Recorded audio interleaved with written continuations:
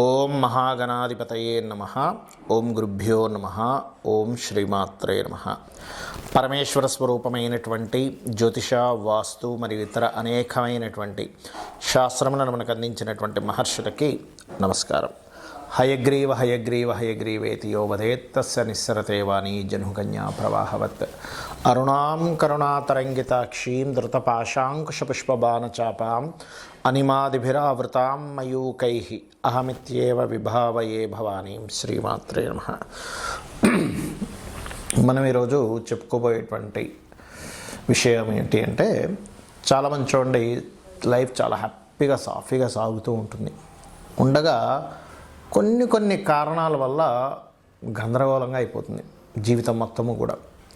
చక్కగా నడుస్తున్న business downfall అయిపోవడము, లేకపోతే మంచిగా ఉన్నటువంటి జాబు కోల్పోవడము, చక్కగా ఉన్న ఆరోగ్యం దెబ్బతిండము, ఇట్లాంటివి ఏర్పడుతూ ఉంటాయి. ఆస్తులన్నీ ఏదో లిటిగేషన్స్లోకి వెళ్ళిపోవడం. దీనికి కారణం ఏమిటి?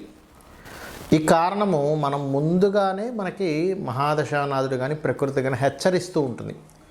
అది ఏ మహాదశలు అంతర్దశలు వచ్చినప్పుడు ఏ లగ్నానికి ఎటువంటి ఫలితాలు, ఆ సమయంలో ఎటువంటి చిన్న పరిహార మార్గాలు, చిన్న మంత్రంతో చిన్న ధ్యానంతో ఎలా చేసుకోవాలి అనేటువంటి విషయాల్ని మనం ఒక్కొక్క లగ్నరీత్యా మనం ఇప్పుడు తెలుసుకుందాం. మిథున లగ్నము, మిథున రాశి. ఒక్కొక్క లగ్నానికి శుభులు పాపులు వేరువేరుగా ఉంటారు. మీ లగ్నానికి ఎవరి యొక్క మహాదశ అంతర్దశలు వచ్చినప్పుడు జాగ్రత్తగా ఉండాలి, వాటి మూలంగా ఏ రకంగా లైఫ్ సాఫీగా సాగుతుంది, ఇబ్బంది పడుతుంది అనేటువంటి విషయాలు చెప్తుంది. నేనైనప్పటికీ కూడా చెప్పిస్తుంది సాక్షాత్ లలితామ్మవారిగా భావిస్తూ, ముఖ్యంగా మీ యొక్క లగ్నానికి తృతీయాధిపతి రవి అవుతాడు, షష్టమాధిపతి కుజుడు, అదేవిధంగా వ్యయాధిపతి అయినటువంటి శుక్రుడు, అష్టమాధిపతి శని అవుతాడు. అయితే మిథున లగ్నానికి చూసుకున్నట్లయితే లగ్న పంచమ భాగ్యాధిపతులు సర్వే త్రికోణనేతారో గ్రహ శుఫల ప్రదాహ అనేటువంటి శ్లోకాన్ని ఆధారంగా తీసుకుంటే తృతీయాధిపతి సహజంగానే పాపి రవి అవుతాడు. మీకు రవి యొక్క ఫలితాలు, రవి రాసుల్లో ఉండే గ్రహాలు, రవితో కలిసి ఉన్న గ్రహాలు, లేదా రవి డైరెక్ట్గా పోర్ట్ఫోలియో పాడే కనుక రవి మహాదశ వచ్చినప్పుడు ఏమవుతుందంటే అధికారులతో గొడవలు వస్తుంటాయి. గుర్తుపెట్టుకోండి. చక్కటి జాబ్ ఉంటుంది, అధికారులతో ఏదో మిస్కమ్యూనికేషనే అది గొడవగా పెరిగి జాబ్ తీసేయడం, లేదా గవర్నమెంట్ వ్యక్తులతో ఏదైనా ఇబ్బంది రావడం, రాజకీయ నాయకులతో ఇబ్బంది రావడం, ఇట్లాంటివి ఇస్తూ ఉంటుంది. అలాంటప్పుడు మీరు సూర్య నమస్కారం చేసుకోవడం, ఓం భానుమండల మధ్యస్థ భైరవి భగవాన్యే నమః అని చేయడం వల్ల మీరు ఆ యొక్క ఇబ్బంది నుంచి 100% బయటపడతారు. ఇక రెండవది షష్టమాధిపతి మిథున లగ్నానికి అంటే కుజుడు అవుతాడు.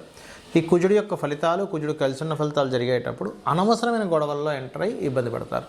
అంటే అనవసరమైన వాటిలోకి ఎంటర్ అవ్వడం, గొడవ పెట్టుకోవడం, దాన్ని పెంచుకోవడం, తద్వారా ఇబ్బంది పడడం అనేటువంటిది జరుగుతూ ఉంటుంది. కాబట్టి ఈ యొక్క విషయాల పట్ల కూడా కాస్త జాగ్రత్తగా ఉండాలి అనేటువంటిది మనకి శాస్త్రం చెప్తుంది.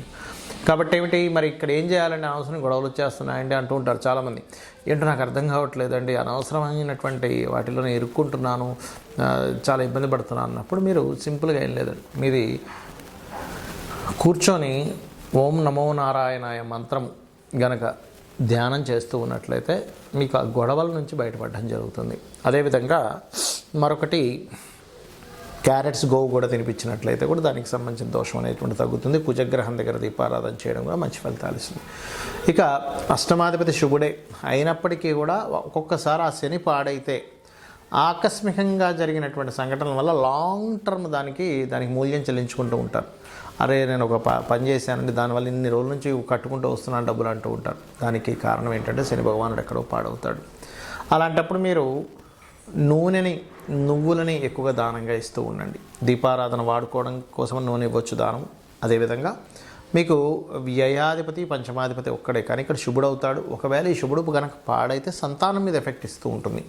శుక్రుడు కనుక పాడైతే మీకు అంటే శుక్రుడు కేతుతో కలవడం, అలాంటప్పుడు సింపుల్గా ఏమి టెన్షన్ పడకుండా శ్రీమాత్రే నమః అనే మంత్రం చేసుకోండి, అన్ని విధాలా మీకు బాగుంటుంది. మనకు ముందుగానే ప్రకృతి ఒక్కొక్క సిమ్టమ్ని ఒక్కొక్క రూపంలో అందిస్తూ ఉంటుందండి. అదేమిటంటే, అధికారుల నుంచి ఇబ్బంది రాబోతుంది అని అనుకున్నప్పుడు, లేదా గవర్నమెంట్ నుంచి ఇబ్బంది రాబోతుంది అన్నప్పుడు మనం చిన్న విషయాల్లో అపకీర్తి వస్తూ ఉంటుంది, మనల్ని అవమానించడం జరుగుతూ ఉంటే మనం అర్థం చేసుకోవాలి, ఓహో ఎక్కడో సూర్యభగవానుడికి సంబంధించింది, ఎక్కడో నా మహాదశల్లో అంతర్దశల్లో ఇబ్బంది కలగబోతుంది అనమాట అని వెంటనే సూర్య నమస్కారాలు చేసుకోవడము, ఓం మిత్రాయ నమః అనే నామస్మరణ చేస్తూ ఉండండి. లేదా చక్కగా సూర్యభగవాను చూస్తూ భానుమండల మధ్యస్థ భైరవీ భగవాన్యే నమః అనే నామస్మరణ చేసుకుని లలితా సహస్రనామాల్లో అద్భుతమైన ఫలితాలు వస్తాయి. అలాగే మరి కొంతమందికి చంద్రుడు ద్వారా అంటే ఒక్కోసారి ప్రయాణాల వల్ల ఇబ్బంది వస్తుంది చూసారా, కొంతమందికి ప్రయాణాల వల్ల లేకపోతే చిన్న మాటకి మనసు బాధపడి ఆ మానసికమైనటువంటి ఒత్తిడిలో ఇబ్బంది పడుతూ ఉంటారు. దానికి ఏంటంటే మీకు ముందుగానే చిన్న చిన్న సిమ్టమ్స్ రూపంలో నీళ్లు కింద పడిపోవడం కానీ, లేకపోతే వాటర్ రిలేటెడ్ సంబంధించిన ప్రాబ్లమ్స్ ఎదుర్కొంటూ ఉండడం కానీ, లేకపోతే నీళ్లు తాగుతున్నప్పుడు ఒక్కోసారి పుల్లబారడం అంటారు, ఏదో బుక్ నేను బయటకు వచ్చేస్తాను, అట్లాంటివి జరుగుతుందంటే ఎక్కడో చంద్రుడికి సంబంధించింది ఎక్కడో దోషం ఉంది. అది మీరు అర్థం చేసుకొని చంద్రుడికి సంబంధించిన దానం అంటే బియ్యం దానంగా ఇవ్వడం కానీ, గోవుకి చక్కగా మీరు గోధుమ పిండి బెల్లము కలిపిన పదార్థం తినిపించడం కానీ, ఓం మనస్వినియే నమః అని నామస్మరణ చేయడం, లేదా ఓం అష్టమి చంద్ర విభ్రాజ అలికస్థల శోభితాయే నమః అని నామస్మరణ రోజు ఒక 40 నిమిషాలు చేయండి. పెద్దగా మీరు ఏదో పెద్ద చేయాలని రూల్ లేదు. ఈ చిన్న మంత్రంతో కూడా మీరు బయటపడవచ్చు. అదేవిధంగా మరి కొంతమందికి భూ సంబంధించిన వివాదాలు ఏర్పడి మంచి భూమి కొంటారు, అంటే వాళ్ళకి జాతకం తెలియదు కానీ భూమి కొని ఇబ్బంది పడుతూ ఉంటారు. అప్పుడు వారాహి అష్టోత్తరం చేయండి, వారాహి అమ్మవారి స్తోత్ర పఠనం చేయండి, ఖచ్చితంగా భూ వివాదాలు తొలగుతాయి. అదేవిధంగా మరి కొంతమందికి ప్రతి చిన్న విషయానికి మిస్కమ్యూనికేషన్స్ అవుతున్నాయంటే ఎక్కడో బుధుడు పాడయ్యాడు, బుధ సంబంధంగా మీకు ఏదో రాబోతుంది.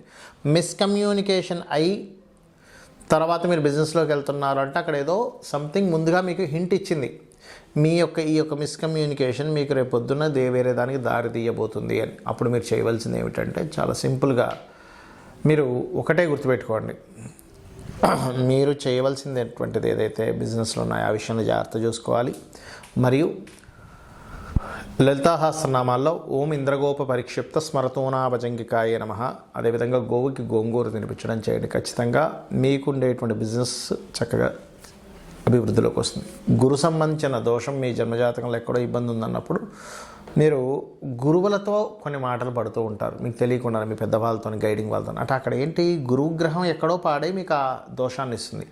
అలాంటప్పుడు గోవుకి అరటికాయలు తినిపించడము, దత్తాత్రేయ మంత్రం జై గురుదత్త శ్రీ గురుదత్త చేసుకోవడం మంచిది.